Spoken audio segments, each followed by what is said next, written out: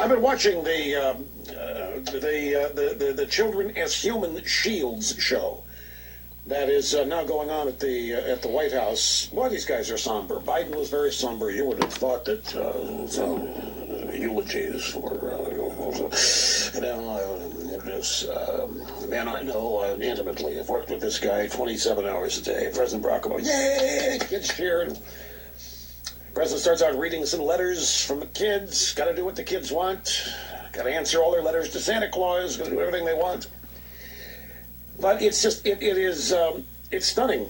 You look at what's happening in the country in this. By the way, not one thing. I've got. Okay, so I love that, man. I love that for so many reasons. But first and foremost, the sheer hypocrisy. I mean, he's the biggest hypocrite in the world because he always hides behind kids. He always does that. Throughout the entire Monica Lewinsky scandal under Bill Clinton, he was on the radio every single day. What do we tell the kids about the blowjob? Oh my God, this is horrible. The kids, it's all about the kids.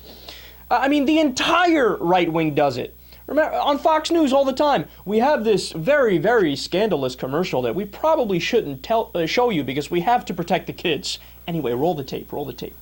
But when it comes to guns, that's the one thing where they're like, yeah, fuck the kids. We don't want to protect them. Don't worry about it. Yeah. Who cares? Kids, schmids, fuck them. And this is the very same day, by the way, that the NRA released an ad about Obama's kids. They talk about Obama's kids in the ad. But does Limbaugh add a caveat? And does he say, well, wait a second here. Look, I'm against using kids in any way politically, so if we don't want the left to do it, we shouldn't do it, so I'm going to condemn the NRA ad for mentioning Obama's kids. Of course not. Of course he doesn't do that.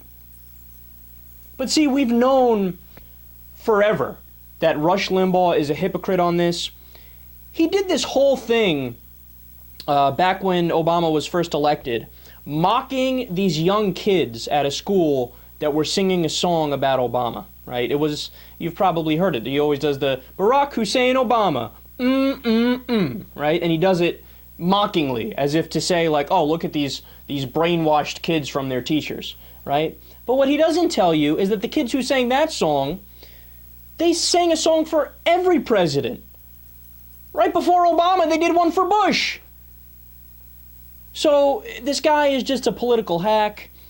And look, to clarify where I fall on these issues so that people don't think I'm being a hypocrite, as a general rule of thumb, I would prefer that kids should largely be left out of political debates and in political discussions, and only in very rare circumstances when it's incredibly appropriate do you, have kids around for stuff like that. So what do I mean?